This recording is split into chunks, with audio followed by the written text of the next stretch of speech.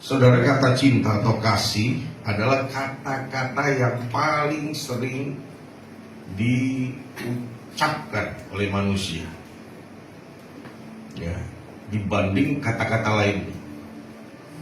Namun juga sering disalahpahami, karena tidak sedikit orang yang tidak paham tentang arti dari kata cinta atau kasih ini. Saudara, di dunia ini cinta atau kasih itu diukur dengan apa yang bisa saya dapatkan. Ya. Itu cinta atau kasih yang diukur menurut ukuran dunia. Seperti salah satu contohnya, aku mencintai engkau karena engkau cantik. Apa yang kita dapat? Cantik. Aku mencintai engkau karena engkau sukses. Apa yang kita terima? Sukses. Kemudian aku mencintai engkau karena engkau penuh perhatian dan baik. Dan apa yang kita dapatkan? Perhatian dan kebaikan. Jadi konteks kasih yang diukur oleh dunia itu adalah apa yang bisa kita terima. Sesungguhnya saudara, ini adalah kasih atau cinta yang bersyarat. Pertanyaannya, bagaimanakah dengan cinta Tuhan kepada kita? Apakah Tuhan mencintai kita karena kita hebat?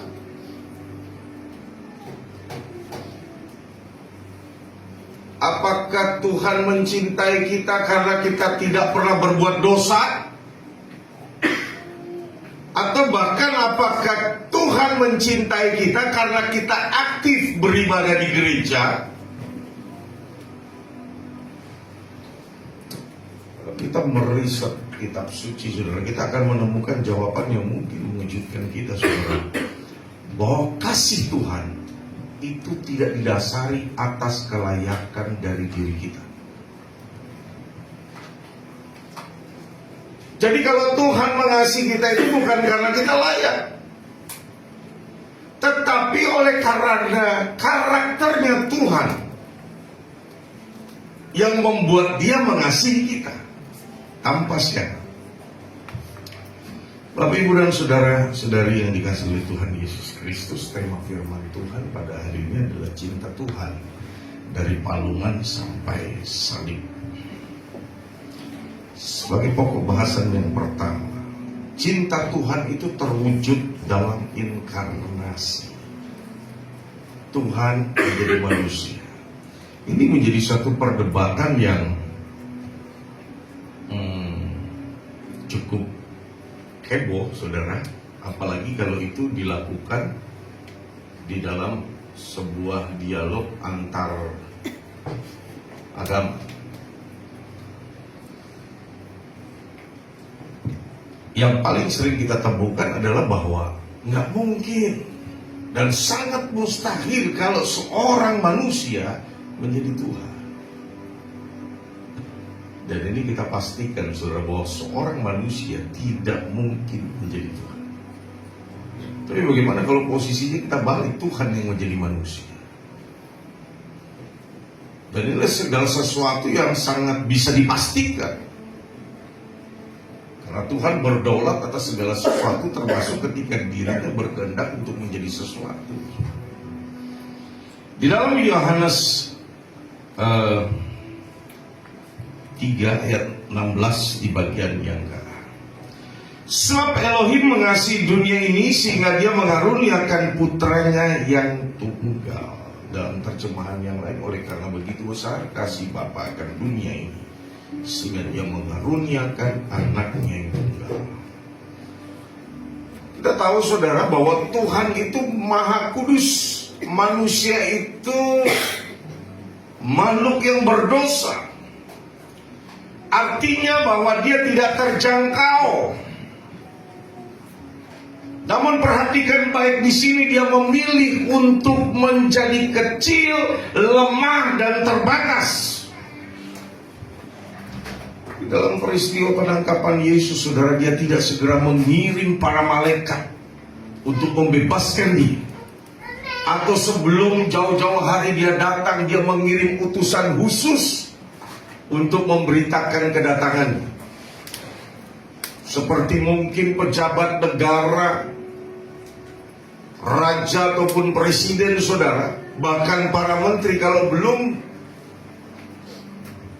dia tiba di satu tempat, biasanya mereka mengirim utusan terlebih dahulu. Ya, itu utusan khusus namanya.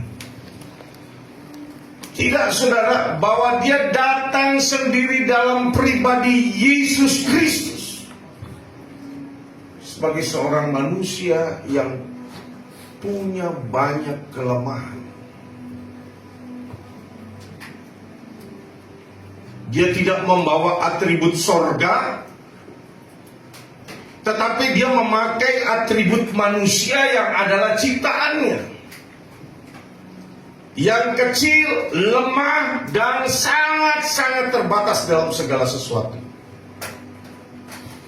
Bayangkan, saudara, dia punya semua.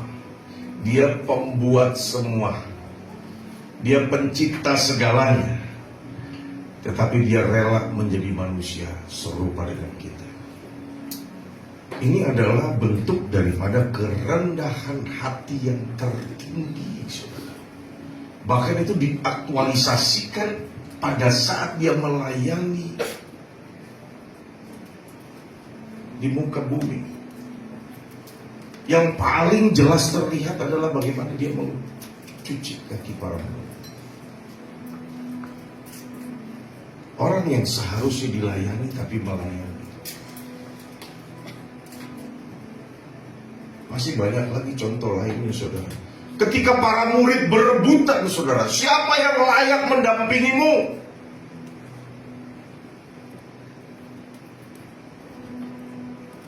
Apa jawab Yesus? Dia yang melayani. Siapa yang terbesar di antara kami? Yesus memberi jawaban. Dia yang bisa seperti anak kecil.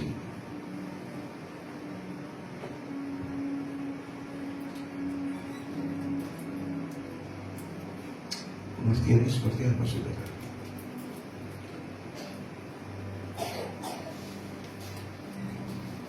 Yang paling simpel aja, saudara. Kalau kita nih, ketika bersinggungan dengan seseorang, dan ketika kita marah, marahnya itu bisa lama sekali, saudara. Kepada siapa aja? Kepada orang-orang yang kita kenal dan tidak menutup kemungkinan kepada pasangan hidup. Bahkan bisa bertahun-tahun. Tapi kalau anak kecil, saudara, sekarang dia kelahi, 2-3 menit ke depan dia bisa berkawan lagi. Dengan sangat cepat mereka melupakan. Kalau itu mungkin yang satu benar, yang satu salah. Yang benar merupakan kesalahan yang bersalah.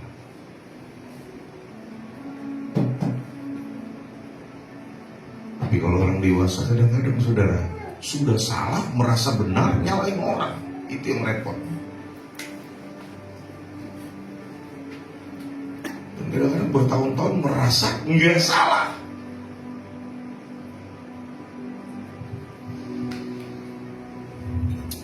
Bayangkan, saudara, Yesus, siapa Yesus? Yesus itu melekhat olam, raja semesta alam. Dia hadir ke dalam dunia, tidak di dalam istana raja. Dia datang ke dunia tidak di hotel yang mewah,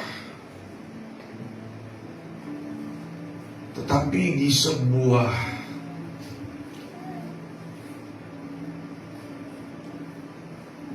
lebih tepat garasi. tempat di mana kamu tamu hotel itu parkir kendaraannya. Karena waktu itu kendaraan belum seperti sekarang di zaman modern ini berupa motor atau mobil.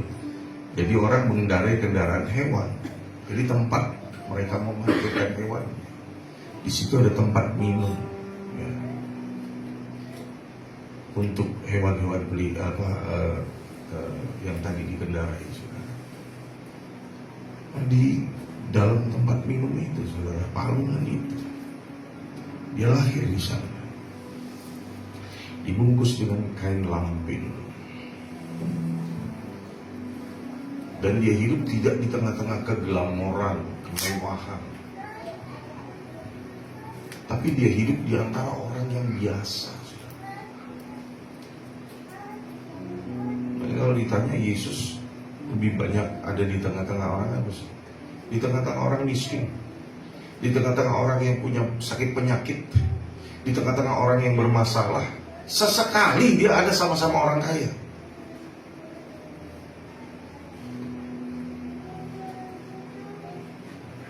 Karena kalau orang ada dalam situasi yang sulit, buruk, saudara, untuk berdekatan dengan Tuhan mudah.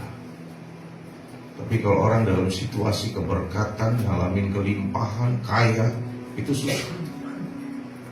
Makanya firman Tuhan bilang apa, saudara?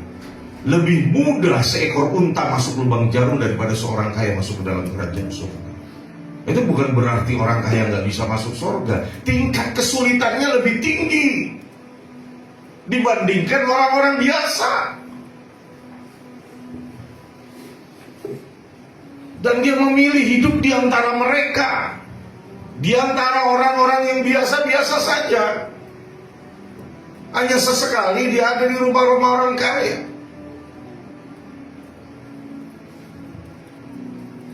Yang kedua, ya, namun sebelumnya kita mesti tahu ini juga, saudara, bahwa Tuhan itu sebenarnya sangat mengerti tentang keadaan kita. Tuhan tidak jauh dari apa yang sedang kita alami, termasuk penderitaan. Karena dia sangat mengerti bagaimana rasanya lapar. Dia sangat mengerti bagaimana dia mengalami ditolak, saudara. Oh, ini sesuatu yang sakit, saudara. Ya, dimana Yesus pada waktu itu tidak diakui oleh para murid di saat-saat dia membutuhkan support, di mana dia membutuhkan topangan dalam bentuk mungkin bukan sebuah pertolongan tetapi pengakuan. Petrus, orang yang sangat dekat, dan bahkan dia berani berkata, siapa yang mencoba mengganggumu akan berhadapan dengan aku. Dan bahkan dia sempat mendekat telinga orang yang mau menangkap Yesus. Karena keberanian, tapi di saat yang berbeda. Beberapa saat ke depan kemudian, dia menyangkal Yesus sebanyak 3 kali. Dia berkata dia tidak mengenal. Bayangkan, saudara, ini peristiwa yang paling menyakitkan, saudara. Dia sangat tahu bagaimana rasanya lapar. Dia sangat tahu bagaimana rasanya ditolak. Dia pernah juga mengalami berduka.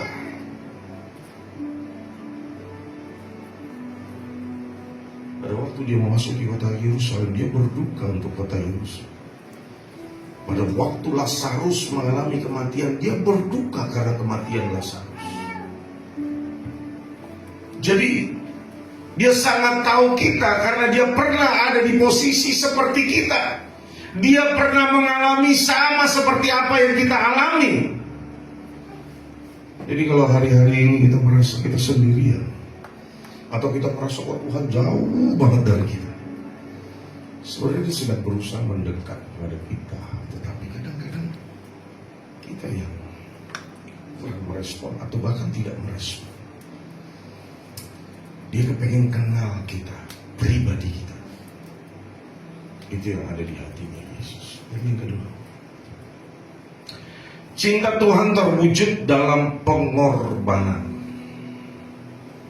Kalau mungkin seringkali sudah saya sampaikan, wujud atau ekspresi yang keluar daripada cinta itu adalah pengorbanan.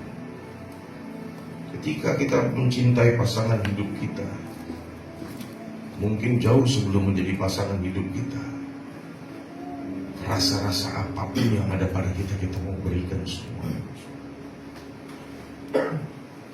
Ada korban uang, ada korban waktu, atau bahkan juga ada korban perasaan.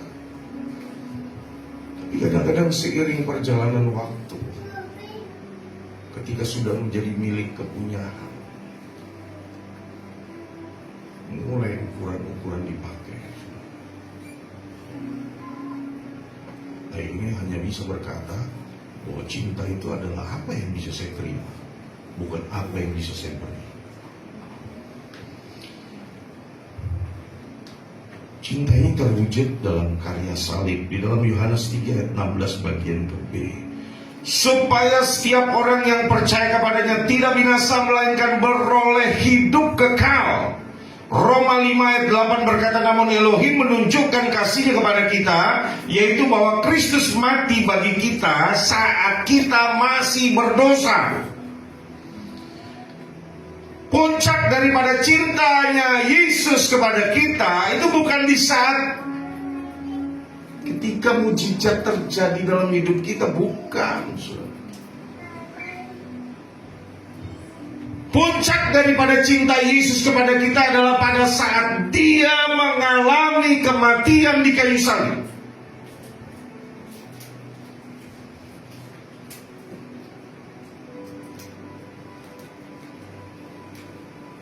Saya menyampaikan firman ini secara teologis.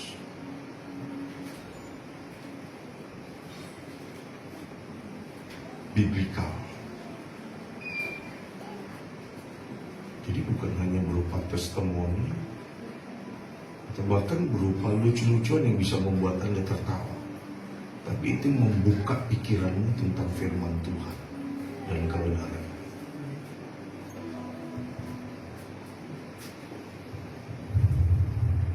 Perhatikan daripada kata di dalam Roma 5 ayat ke-8. Ketika kita masih berdosa, Dia mati bagi kita ketika kita masih berdosa. Itu artinya Tuhan tidak menunggu agar kita menjadi baik lebih dulu baru Dia mencintai kita.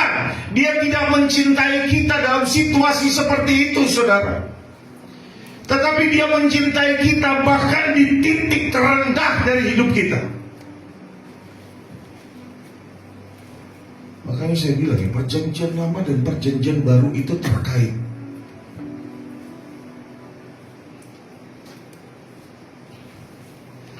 Itu pada waktu Yesus mati, saudara.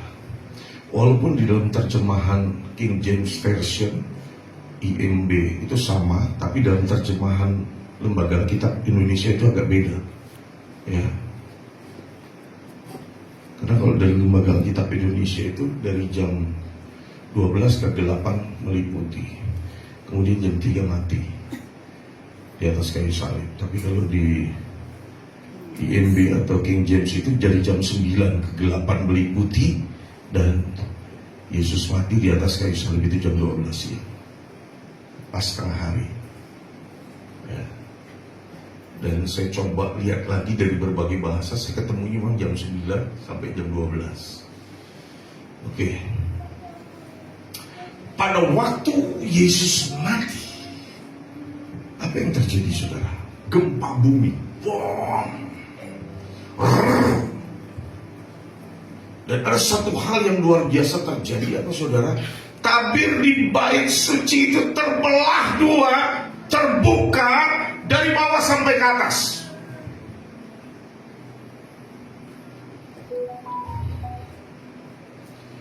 Tirai itu ada 4 warnanya, saudara.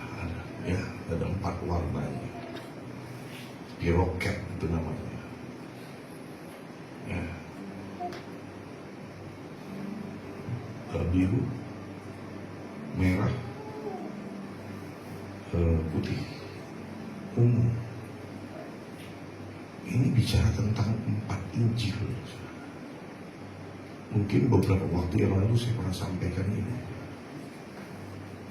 Setiap Injil itu ada lambang binatangnya, saudara, atau makhluknya, dan ada warnanya.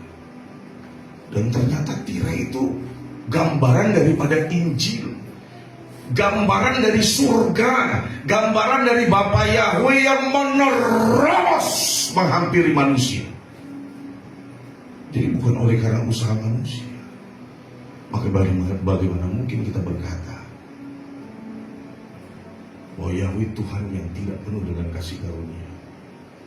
Yahweh adalah Tuhan yang penuh dengan kasih karunia. Maka dia bersedia berinkarnasi menjadi manusia di dalam Yesus Kristus, serupa dengan kita, merasakan apa yang kita rasakan. Dan dia sangat tahu kita. Itu tabirnya terbelah dua, robek dari bawah sampai ke atas. Dalam perjanjian lama, saudara, ketika seorang umat mau berjumpa dengan Tuhan, dia harus melalui seorang imam. Ada prosedur yang tidak bisa dilangkahi. Tetapi melalui Yesus korban yang sempurna, maka umat bisa langsung berhubungan dengan Tuhan. Dari halaman tembus sampai ke ruang Maha Kudus. Sebelum penyaliban Yesus, hanya imam besar yang boleh ada di ruang Maha Kudus, itu pun 1 tahun sekali, untuk membersihkan ruangan yang ada di sana, saudara. Dengan satu catatan, pinggangnya itu diikat dengan tali, saudara. Dan di kakinya itu pakai giring-giring, jadi bunyi klinik. Kalau itu masih bunyi berarti hidup, saudara. Kalau dia nggak kudus, kekudusan Yahweh membuat imam itu mati. Kalau sudah tidak bunyi kling lagi, baru ditarik, berarti dia mati, ganti lagi orang. Ya. Makanya ada ritualnya, ada persiapannya. Dus itu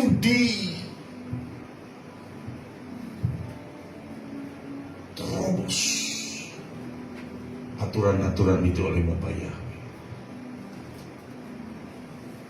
Imam besar masuk ke dalam ruang kudus itu dengan membawa darah. Masuk ke dalam ruang Maha Kudus dengan membawa darah hewan. Dan Yesus, dia masuk dengan membawa darahnya sendiri. Maka imam besar itu harus berulang-ulang kali menguduskan bangsa itu, menguduskan keluarganya. Tapi Yesus, firman Tuhan berkata, 1 kali untuk selama-lamanya. Jadi akses hubungan itu terbuka.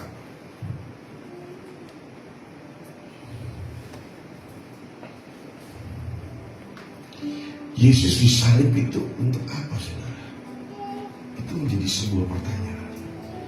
Yesus disalib itu untuk menanggung hukuman yang sebenarnya itu harusnya menjadi tanggungan kita.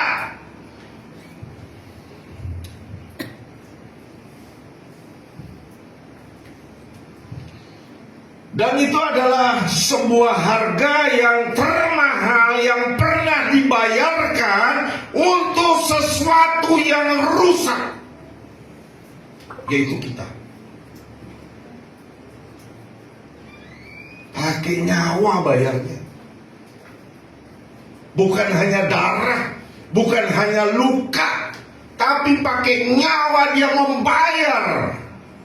Dan kita ingat bahwa harga kita sudah lunas, kita sudah ditunaikan harganya oleh Yesus.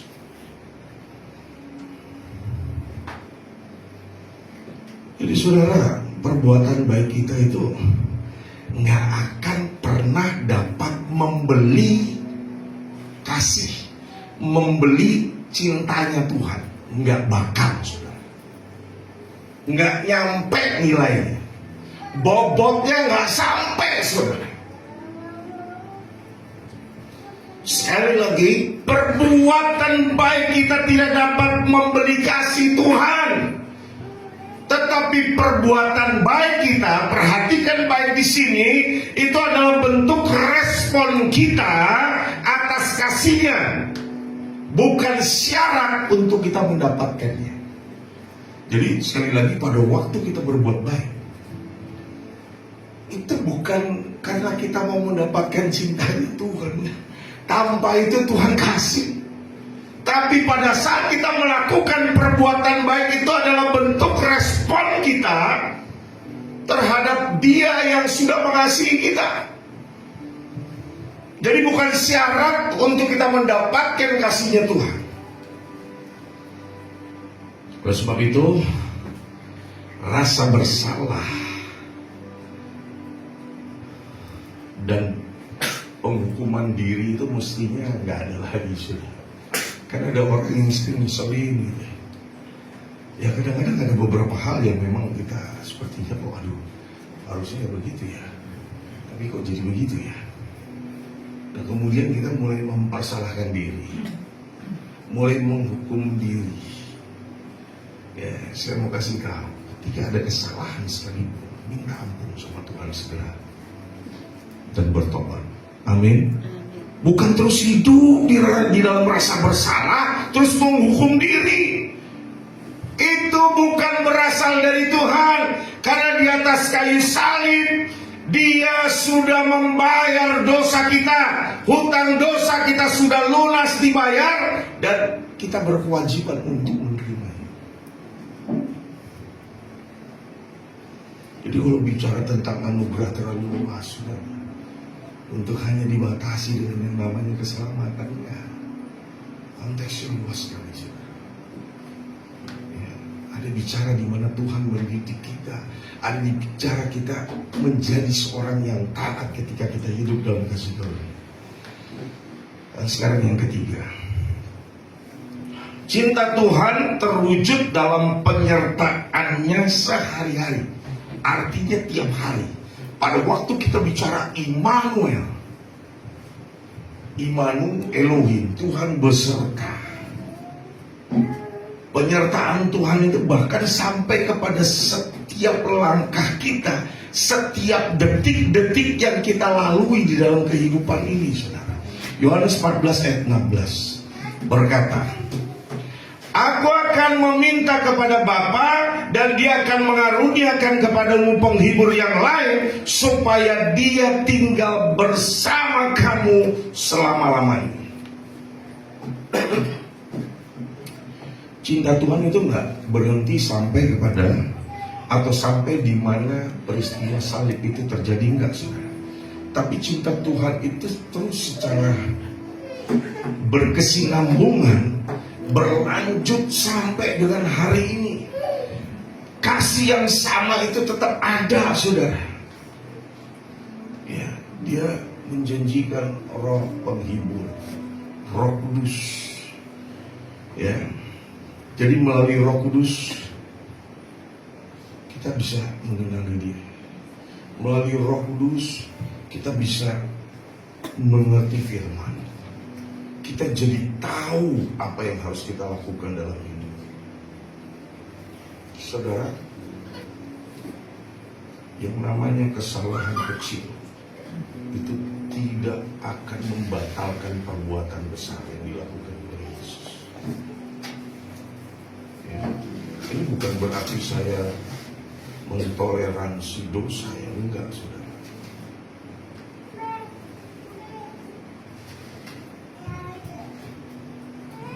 Ada satu dosa dibilang yang tidak bisa diampuni, itu menghujat Roh Kudus. Dosa apapun itu bisa diampuni, tetapi jangan kau lakukan berulang-ulang kali. Itu namanya tidak menghargai korban Kristus. Itu menganggap sepele darah Yesus dan nyawa Yesus.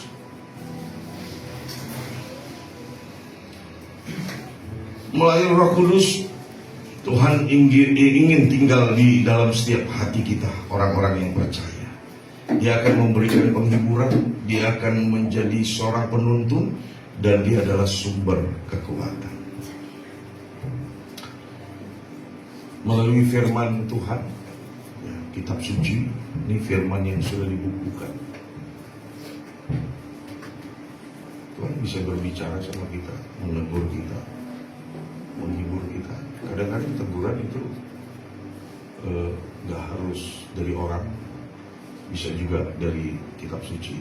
Tapi gak harus juga dari kitab suci, bisa juga dari orang, ya, atau siapapun yang Tuhan pakai untuk berbicara. Dan firman-Nya, kalau kita izinkan itu terjadi, saudara, dia akan mengarahkan langkah kaki kita. Sehingga keputusan-keputusan, tindakan-tindakan yang kita buat adalah tindakan yang menyenangkan hati Tuhan. Menyenangkan hati Tuhan, ingat di sini saudara, belum tentu menyenangkan hati orang. Ya. Kalau Anda belajar menjadi pemimpin, tidak semua keputusan pemimpin itu bisa menyenangkan hati semua. Tapi pemimpin harus mengambil keputusan yang terbaik. Jadi sebenarnya cinta Tuhan itu terwujud dalam setiap tarikan napas kita. Walaupun malas rasanya, tapi harus bangun. Tuhan sudah mengasihi aku, Tuhan sudah mencintai aku. Malas.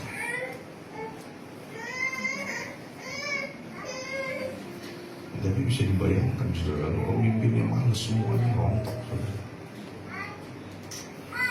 Maka saya harus bangkit gitu.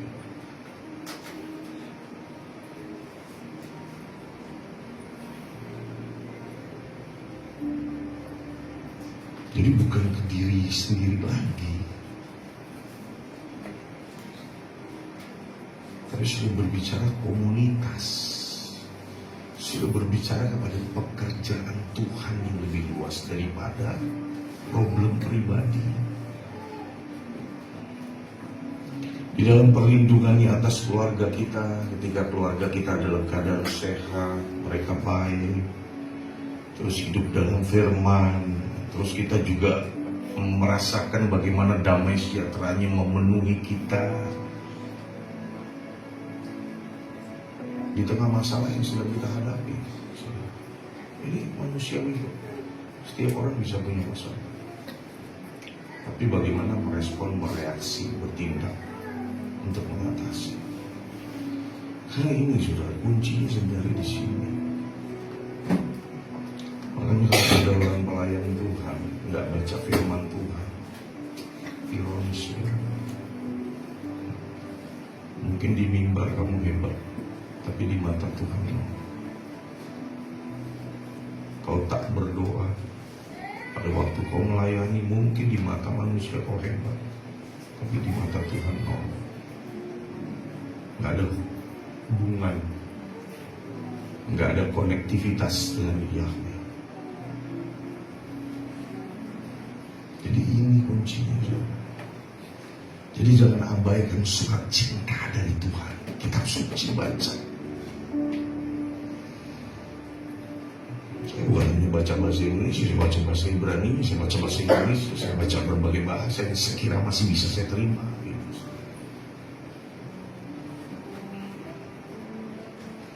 Dan teman dekat itu masih disapa terus. Siapa dia? Saudara? Halo? Roh Kudus yang tadi sudah dikasih tahu. Dia selama-lamanya ada bersama kita, yang menasehati, mengajari, mengarahkan kita. Maka sebelum bertindak, tanya Roh Kudus, apa yang harus aku buat hari ini, supaya langkah-langkah kita dijaga oleh Tuhan. Amin. Oke. Ini konklusinya saudara. Jadi sebenarnya wujud dari cinta Tuhan itu dapat diringkas dengan satu kalimat. Ini bagus saudara. Tuhan memberikan segala-galanya demi kita, termasuk nyawa. Nyawanya diberikan, apalagi yang lain. Amin. Amin. Amin. Amin. Ada nggak yang mau bagi nyawanya untuk saya? Halo? Ada nggak yang mau bagi nyawanya untuk istrinya? Bahkan kalau survei, saudara, saya pernah melihat survei di Facebook. Bagaimana kalau seandainya kamu sakit jantung, ya, apakah kamu minta jantung suamimu? Ya, saya minta. Oh, ya. Terus suami ditanya, kamu ngasih gak? Iya, saya ngasih. Tapi kalau istri, saudara, enggak, enak aja. Gitu. Kalau istri gak mau, jantungnya diminta. Kalau suami dikasih. Makanya kenapa suami itu gambaran Kristus. Ya bukan istri lah, gambaran Kristus, suami, saudara. Karena suami waktu istri minta apa aja dikasih. Termasuk jantungnya sekalipun dikasih. Seperti Kristus terhadap gereja, apapun diberi, nyawanya diberi. Dia memberikan dirinya, tadi ya, inkarnasi. Kemudian dia memberikan nyawanya di Kalvari. Dia memberikan rohnya dalam penyertaan Roh Kudus yang selama-lamanya ada bersama dengan kita. Pertanyaan sebagai bentuk refleksi kita pada hari ini, jadi bukan seberapa besar sih Tuhan mencintai saya, karena jawabannya pasti sangat besar.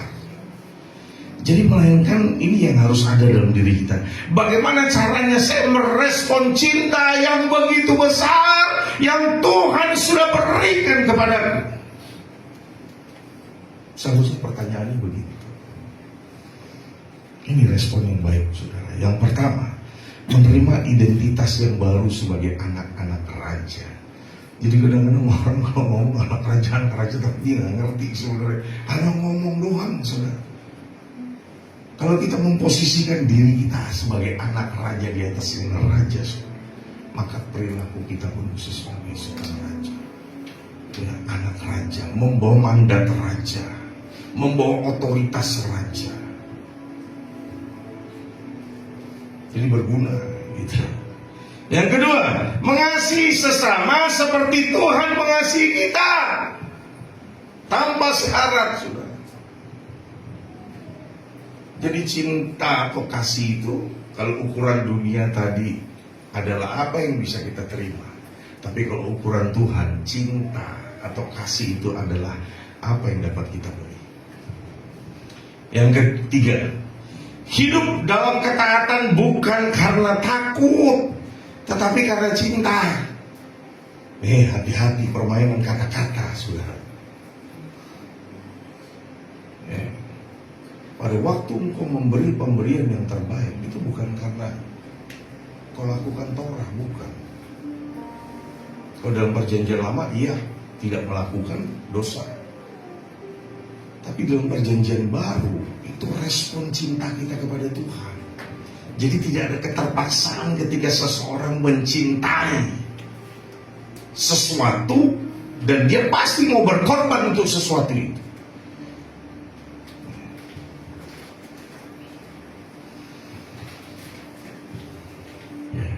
Jadi pada hari ini kita sadar betul, saudara, bahwa Tuhan begitu luar biasa. Tuhan begitu mengasihi kita. Kadang-kadang saya berpikir, siapa aku ini Tuhan? Sehingga bahkan aku jadi biji mata. Sejak 87, mungkin ada di antara Anda di sini yang belum lahir, saya terima Yesus sebagai Tuhan dan Juru Selamat.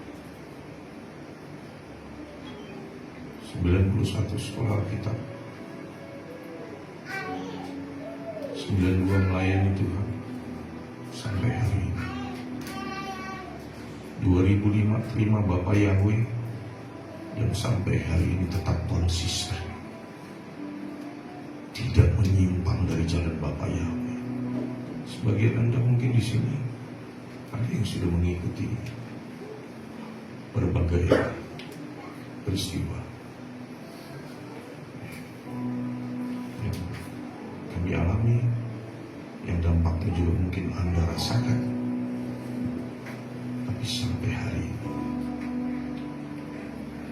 tidak ada perubahan, turun bahkan hilang tanpa kabar berita. Maka saya mau katakan, cinta Tuhan atas kita begitu besar. Amin. Sebab itu kita mesti berani berkata, aku akan merespon cintanya Tuhan. Sekali Yahweh, tetap Yahweh. Sekali Yesus, tetap Yesus. Amin. Amin. Bapak Yahweh memberkati kita semua.